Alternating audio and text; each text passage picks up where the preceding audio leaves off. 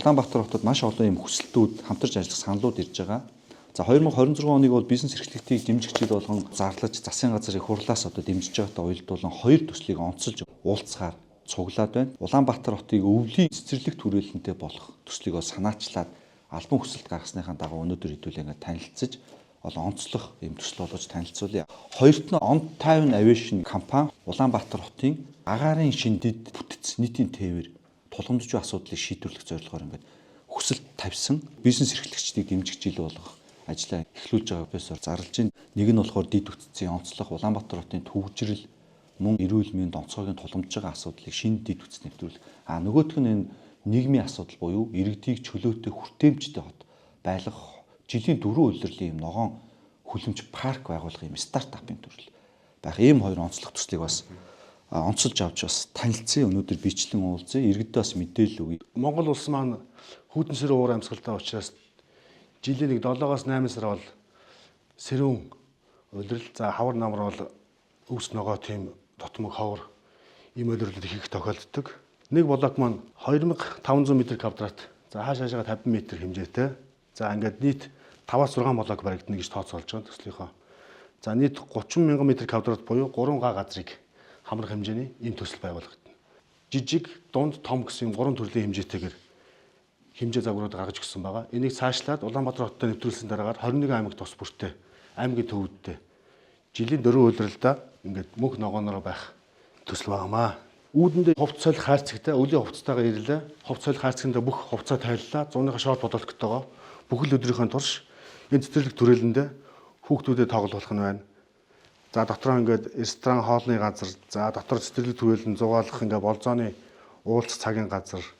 За мөн эзний болбол буюу хэмжээ багтай спортын хамгийн боломжтой хэсэг буюу нар шаргалгын газар эргэлдэх эзний болболын талбайг шийдэж өгсөн байгаа. Мөн open mic залуучууд дуу хөгжим зорилготой залуучууд ивентүүд ингээд зохиогдох боломжтой. Ийм open mic тайцтай яг зуны улиралд хүлэмжинд хэдэн градус температуртай, ямар ч шигшэлтэй бүх хүлэмжийн стандарт зуны улиралд байдаг хүрхрээ, усан ориглуур, за горх ингээд бүх 5 блоктой бүх төрөл төрлөөр ингээд бүгдийг тус тусдаа шийдэж өгсөн байна. Холбооны бүгд найрамдах Герман улсад, Сингапурын Marina Bay, Австрали, Нью-Йоркийн Botanic Garden олон улсуудад бол хэрэгжээд ирсэн төсөл. Монголд бол анхдагч гэж хэлж болно. За анхдагч мөн нийслэлийнхаа хэмжээнд жилдээ 180,000-аас 200,000 хүний ийм үйлчлэгээ явуулах, үйлчлүүлэх ийм багтаамжтай энэ төсөл байна. Нийслэлийн даваа талаа дарга миний албан бичгийг ингээд нааштай хүлээж авч богино хугацаанд ингэж ашиглаж хүлээж авсантай үнэхээр баяртай байна. Нийслэл талаас төгөлдөр дараагаас ингээд төсөл бизнес талаас бас зөвлөгөө тусламж хамтарч ажиллах юм санал тавьж байна. Манай байгууллага бизнес инновацийн агентлаг, нийслэлийн хэрэгжүүлэгч агентлагийн хүрээнд бид гарааны бизнес эрхлэгчид болон инновацийн төсөл хөтөлбөрүүдийг бас бойжуулж хөгжүүлдэг ийм үндсэн үйл ажиллагаатай газар. Тэгээд Иргэн Нямбаяр маань одоо хүсэлт биднэрт өгөөд за ингээ манай энэ хурд сур хөтөлбөрүүдэд бас хамрагдах цаашдаа энэ төсөл хөтөлбөрийг бодит ажил хэрэг болгох тал дээр нь хүсэлт тавьсан. Тэгээ бид нар энэ ажлыг бас бодиттой ажил хэрэг болгох ажлыг бид энэ 2026 онд эхлүүлнэ гэдгээ илэрхийлье. Улаанбаатар хотын зорчих хөдөлгөөний нөхцөл байдал ямар байна вэ гэхээр бүх зорчих хөдөлгөөн газрын тээврээр явж байгаа тийм ээ. Хүн болон ачаа бараа, эрүүл мэндийн үйлчилгээнүүд. Замын төвөгжрлийн асуудлаас болоод үйлчилгээ маань цаг хугацааны хувьд таамаглах боломжгүй тийм ээ. Саатал гарах заримдаа тэг зогсолт болох хүртэл нөхцөл үүсэж байгаа. Иргэн бид өөрсдөө энэ замын төвөгжрлийн нөлөөллөөс болоод эдийн засаг болон эрүүл мэндээрээ их хохирж байна гэж үзэж байгаа. Тэгэхээр энэ дээр бид нэр ямар шийдэл санал болгож байна гэхээр өнөөдөр Улаанбаатар хотоос хэрэгжүүлж байгаа дэд бүтцийн томоохон төслүүдээр нэмээд агаарын хөдөлгөөн, зорчих хөдөлгөөн түүнийг дэмжсэн дэд бүтцийг Улаанбаатар хотод зайлшгүй хөгжүүлэх шаардлага байна. Энийг хамтраад хэрэгжүүлье гэсэн санал тавьж байгаамаа. Зөвхөн нисхийн салбарын дэд бүтц гэж харахгүй байгаа. Энэ бол маш олон салбарт шууд нэг зэрэг ач холбогдлоо өгөх дэд бүтц. Ялангуяа өнөөдөр иргэний хувьд нийгэмд тулгамдаад байгаа эрүүл мэндийн яаралтай тусламжийг үзүүлэх тийм ээ. Та бүхэн мэдж байгаа Улаанбаатар хотод цусны төвөөс эмнэлгүүд хооронд яаралтай цус ханган нийлүүлэлтийг дроноор хийж байгаа шүү дээ хөнгөө нисэх төхөөрөмжөөр.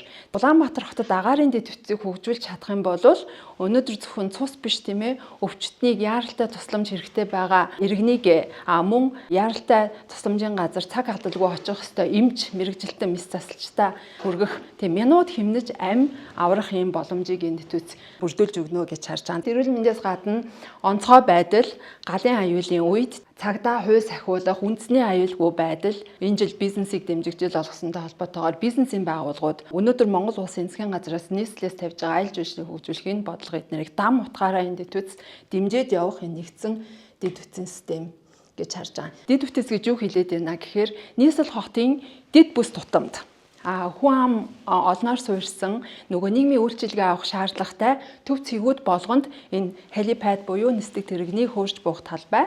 За тэгээд цаашлаад Улаанбаатар хотоос гарах шаардлагагүй төвжирч суухгүйгээр бага өрийн онгоцны зурвастай болох энэ системийг бид нар агаарын тээврийн дэд бүтц хөдөлгөөний дэд бүтц гэж хэлээд байгаа шүү. Иргэд болон бизнесүүдийг шууд бодит утгаараа цаг хэмнэх энэ боломжийг дэд бүтцийн төсөл маань хангаж өгнө гэж харж байгаа. Чингис хаан онгоцны буудлаас Улаанбаатар хүртэл өнөөдөр 3 цагийг бид төгжрөл зарцуулдаг бол 7 минутын дотор ирэх боломж байна. Тэгэхээр энэ Европын холбооны улсад агаарын хөдөлгөөн буюу холболт 10% өсгөд тухайн хот, тухайн улсын дотоодын нийт бүтээгдэхүүн нэг хүнд ноогдох утгаараа 0.5% өсдөг нь факт тоогоор нотлогдсон байна. Мөн ажил эрхлэлт 1.6% өсдөг байна. За энэ бол эдийн засгийн үр өгөөч нь эрүүл мэнд яаралтай тусламжаас гадна.